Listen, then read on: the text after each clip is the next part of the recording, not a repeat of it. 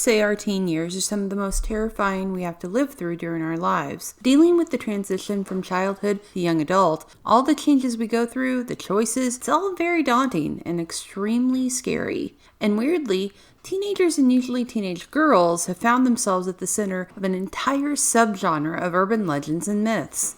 Teenage terror, as I like to call it, spread across the country, and everyone seemed to know someone who knew someone who had heard of someone that had experienced the story. It's all true, honest. And while many of these tales are 99.9% something that didn't happen, there's always that little bit of truth that makes us wonder if it really did happen.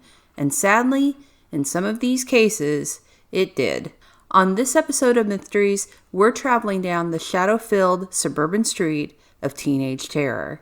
Let me take this opportunity to thank you for watching Mytheries and ask that if you enjoy our shows, please subscribe to our channel right now, like this video, and click on the bell so you can be notified each time a new video goes up. Now, back to the show.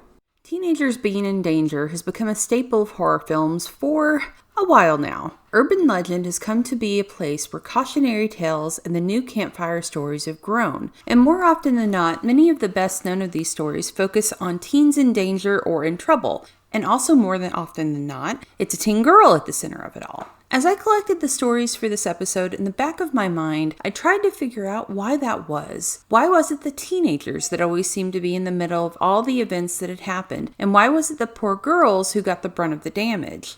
Many of these urban legends seem to really start becoming part of our lexicon back in the 1950s. This was a time where rebellion was starting and rock and roll was hitting across the US like a tidal wave. Maybe the kids were leaning more to the dark side, or maybe this was another way for a cautionary tale to appear and keep said kids on the straight and narrow. It's an interesting trend that keeps going within the world of TV and film. Teenagers in scary and horrific situations kept growing. It could be seen as a metaphor for the dangerous road of growing up, as well all the twists and turns that can await us. Whatever the case, these stories have become part of the urban legends that have inspired countless books, movies, and songs, as well as many a creepy night telling stories in front of campfires. One of the strangest was the legend of Pop Rocks candy, the mainly sugar, powdery candy in the pouch that pops and crackles on your tongue. This urban legend sounded like something straight out of an issue of Tales from the Crypt, but it didn't really harm the sales of the candy, which is still available to this day. The story goes something along the lines of, "Hey, have you heard about the kid who died? That kid? That kid from so-and-so? He got some Pop Rocks and he ate them straight out of the package and they blew up in his stomach. He's dead." Yep, even I heard this one in elementary school, and I'm not ashamed to say that 7-year-old me actually got spooked enough not to eat Pop Rocks. At least until the curiosity of youth got the better of me, and I wanted to see if it would really happen if I did it. It didn't. You would think there would have been a recall if this was a risk. There was another version of the story that involved Mikey, the kid from the Life cereal ads, saying he died of his intestines bursting after eating Pop Rocks with Coca-Cola. The actor, whose name is actually John Gilchrist, is still very much alive, by the way. Food became a big part of these urban legends, adding to a gross-out factor that would make an impression on anyone who heard them. Have you heard the one about the teen couple who went to the fast food chain known for their Southern-style chicken? Well, anything looks good if they battered it up and fried it. Well, not everything tastes like chicken, despite what you've heard. So when that rat got into the restaurant and fell into that batch of chicken, how was that cook to know? And how was the couple to see that very long, unchicken-like tail sticking out of the cocoon of flour, herbs, and spices until they'd taken a few bites? Then there's the story of the young kid on a hot summer day, only wanted a Coke to beat the heat, and chugged down half the bottle before he noticed the weird taste, and looking inside, found the remains of a mouse floating in the remains of his drink. In both these instances, a quick trip to the hospital happens along with a very quiet settlement from each company involved. But not that quiet, apparently, because we've heard about it. The discovery of rats and dead mice in food and drinks after having consumed them is sadly not a myth. And while yes, it's horrifying to think this actually has happened, the number of these stories that spread like wildfire over many years would give the indication that every other bottle of soda or bucket of chicken came with a free rodent. But here's where one of those supposedly true instances caught headlines around the world, when in 2008, a man sued Pepsi after stating he found a mouse in his Mountain Dew. Ronald Ball sued the company with the story making headlines. The case was lost by Ball, though, when some rather Disturbing science was used by Pepsi to disprove his theory of the mouse actually being in the soda. According to the experts, if the mouse had actually been in the can for the amount of time in question, it would have dissolved with no body remaining. Oh, don't worry, it gets more gruesome. This is because of the amount of acidity in the soda. It rots teeth, remember? Imagine having a can worth of Mountain Dew sitting in your mouth for a few months and what that would do to you. There was also another expert who stated that, yes, the soda would have dissolved the mouse for the most part. There would still be some, quote-unquote, soft tissue left inside floating around. So yay! I suppose that this wasn't real in this instance, but yeesh. Let's talk about something more pleasant.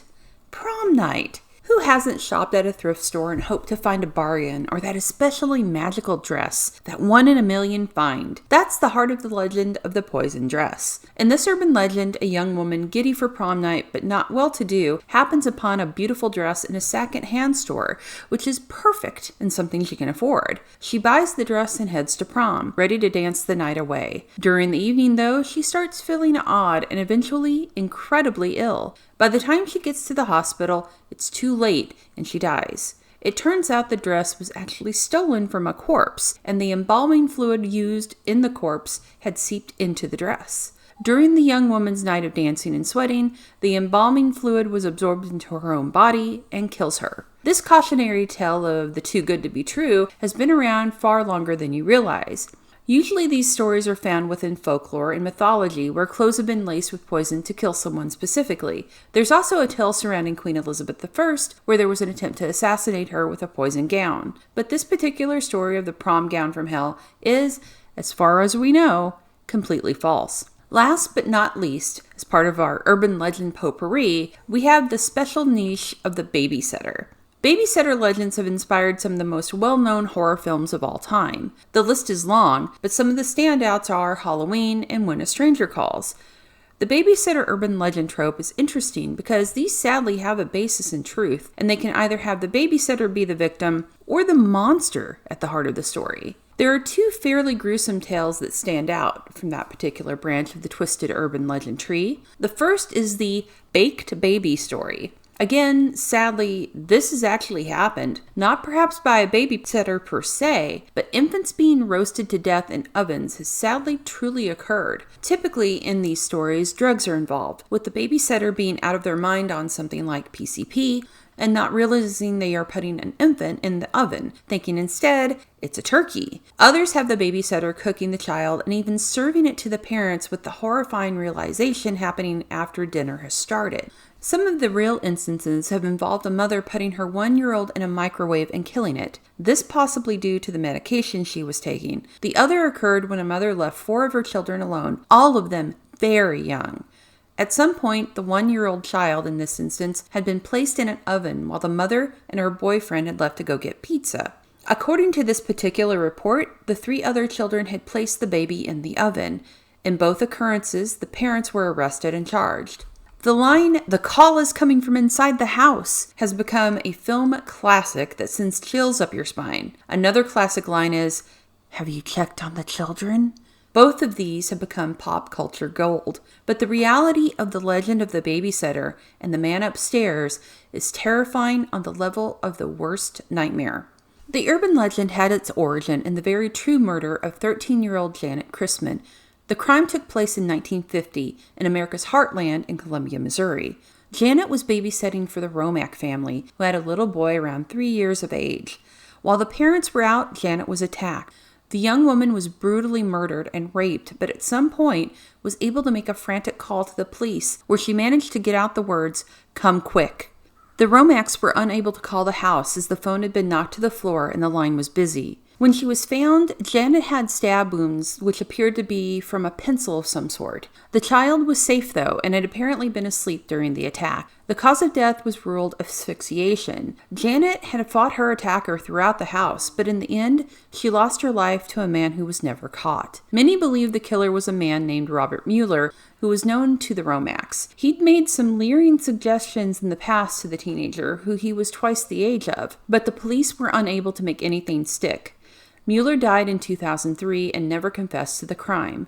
The murder remains unsolved to this day. Growing up, I discovered many of these stories thanks to an author named Daniel Cohen. Cohen specialized in gathering together ghost stories, myths, and tales like these and putting them together in books that somehow made it into the kids section of the bookstore. While many girls were reading Sweet Valley High, I was reading Cohen's Southern Fried Rat and Other Stories, or Phone Call from a Ghost. If you're able to find them, I strongly suggest picking up some of his work, and if you have a child you'd like to creep out some night with a legend from the dark side of suburbia, they can't be beat. Urban legends like these, I think, are part and parcel of growing up, and some of these stories and tales seem to be oddly specifically American in flavor. They sort of like chicken. But seriously, truth can be more terrifying than fiction, it seems, and the horror of reality lives on through legends to warn us about what can be waiting in the dark or upstairs.